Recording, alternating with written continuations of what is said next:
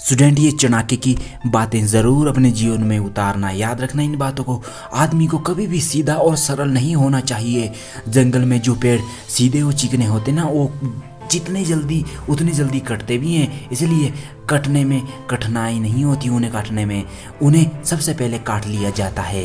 अगर आप जीवन में सीधा सरल सा बना रहेंगे तो आपको लोग डराएंगे, धमकाएंगे, इसी वजह से आपको दबाएंगे भी लोग। एक बार जब आप कोई काम शुरू कर रहे होते हैं या करते हैं तो असफलता से डरे नहीं और ना ही उसे त्यागे, बस करते रहें उस काम को। जब कार्य में अत्यधिकता हो और उस कार्य को पहले करें, जिसमें अत्यधिकता अधिक हो उस कार्य को पहले करें, जिससे अधिक फल प्राप्त हो सके तुम्हें। हम भूत के बारे में पछतावा नहीं करना चाहिए हमें। चाणक्य कहते हैं कि भूत में हमने बीते हुए दिन को याद करने से क्या होगा, जो हो गया तो हो गया, अब तो नहीं हो सकता हो। हमें भूत के बारे में पछतावा नहीं करना चाहिए, ना ही भविष्य के बारे में चिंतित होना चाहिए।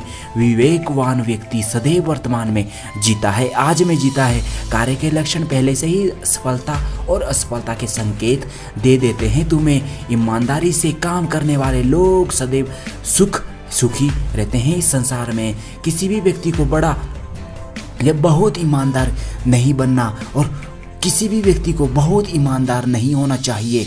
सीधे वृक्ष और व्यक्ति पहले कट जाते हैं। चाणक्य कहते हैं इस बात को, सुगंध का प्रसार हवा के रुख का मोहताज होता है, पर अच्छाई सभी दिशाओं में अपने आप फैलती चली जाती है। दुनिया का सबसे बड़ी ताकत पुरुष का विवेक और महिला की सुंदरता है।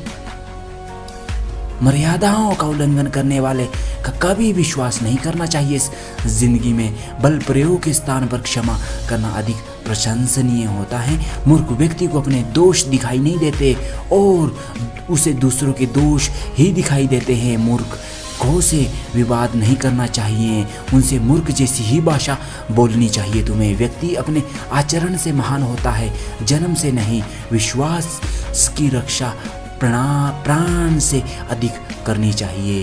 याद रहे, विश्वास की रक्षा अपने प्राण से भी अधिक करनी चाहिए मनुष्य को।